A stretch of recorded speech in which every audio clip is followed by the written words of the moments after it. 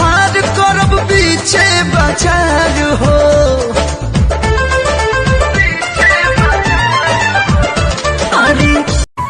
सुखता नस तबिया तनी रस न तो जाम हो जाई, न तो जाम हो जाई। ए राजा चलो न पिपरवा के तरवा ओही जे सारा काम हो जाई।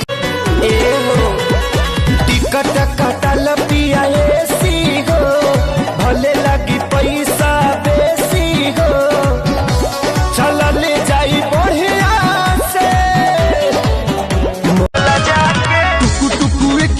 हमारा के ताके भाग जानी खिड़की से घर में ला जाके, तो तिरछे ताके के मुस्काला सखी बुलेटवा वाला ना गली में। पूरा जाता खेसारी संगे टोला बोलम अरे टोला बोलम। हमार पेंडी के मन बड़ी होला ले यहाँ शंखा पोला बोलम, जवन गौरा के पहिरा बस भोला।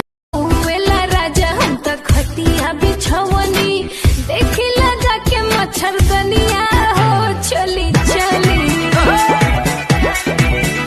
रानी हम भर लोट पानी।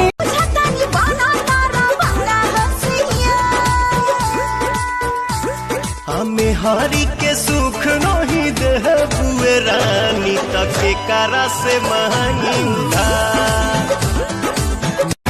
हमारे फिक्र में तू बरा के सुख बहनी।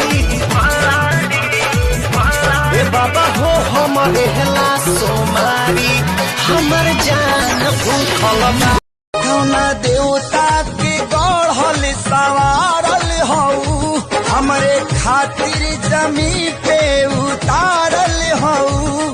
तू हरी अखिया बकैले दीवा। अच्छा उठी घूंघट सारा बंधन टूटी दिया गुल कर रानी, हंसी छुटी दिया कहियाले करबा तू परदा अब उड़ाता आज करदा ना तो फ्यूज हमरा बॉडी में पलक हो जाई। सुना सुना हमर जान जानी कर परसा गलतार वैसे जैसे सरसों के सगिया ताजा।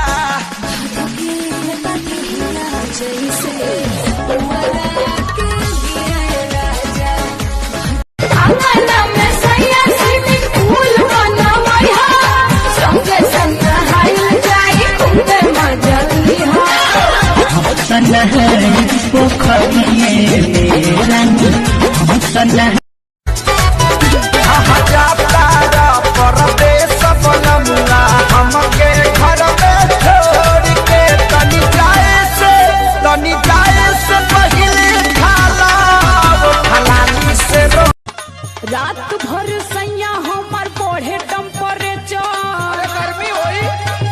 हाँ हमारे चिंता बहुत हो जाला।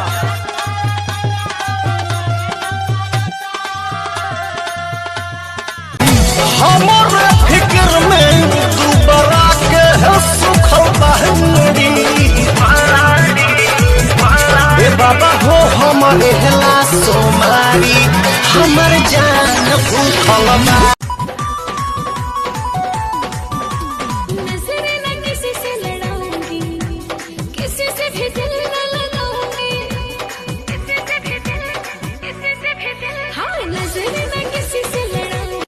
हसेलू तो धस जाला गाल मन मचले, मुहावा में लागे रसगुल्ला बारूद बले। सीखेलू कहाँ से टैलेंट, ओढ़निया करेंट मारे गोरिया।